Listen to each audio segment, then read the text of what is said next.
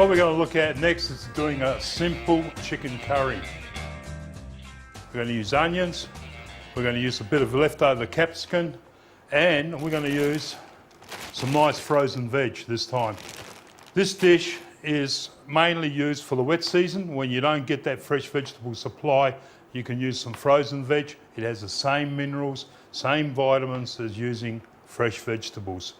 Some of the curry paste that you also can buy is the dried clove of Indian or Keen's curry. You can use a kurma paste. These are readily available and very suitable for chicken and lamb.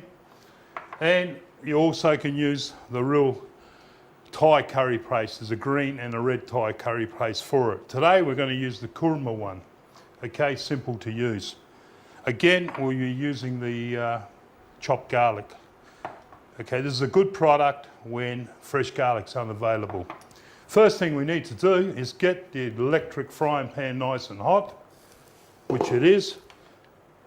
Put some oil in the bottom. You can hear it sizzling.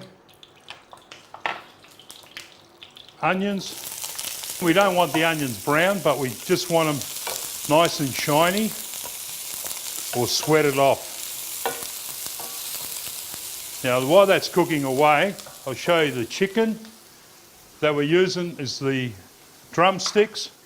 I've already washed them. Remember, all white meats need to be washed before cooked, and I've removed the bottoms off there. That's so the heat can penetrate the leg and cook much faster. So they're ready to go, and that probably serve a family of 6, this amount.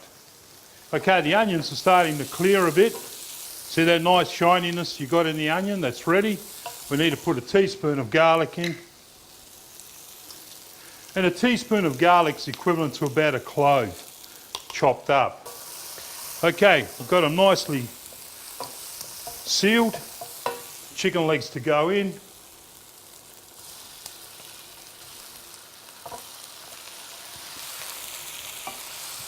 Okay, I'm sealing off the chicken nicely.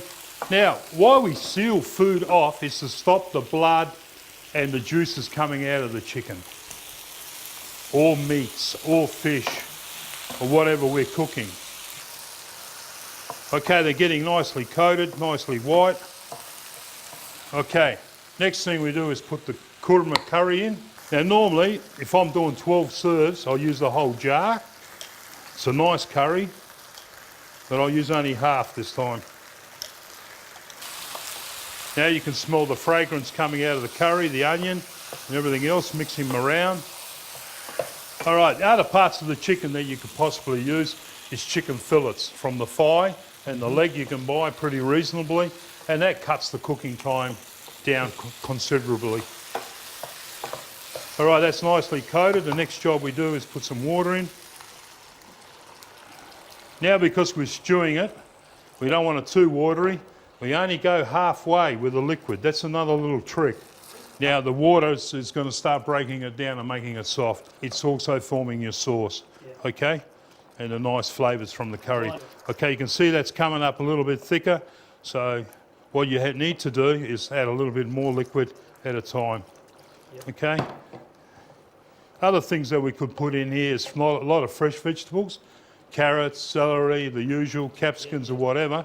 But today we're going to use the frozen vegetables, and that goes in at the last minute.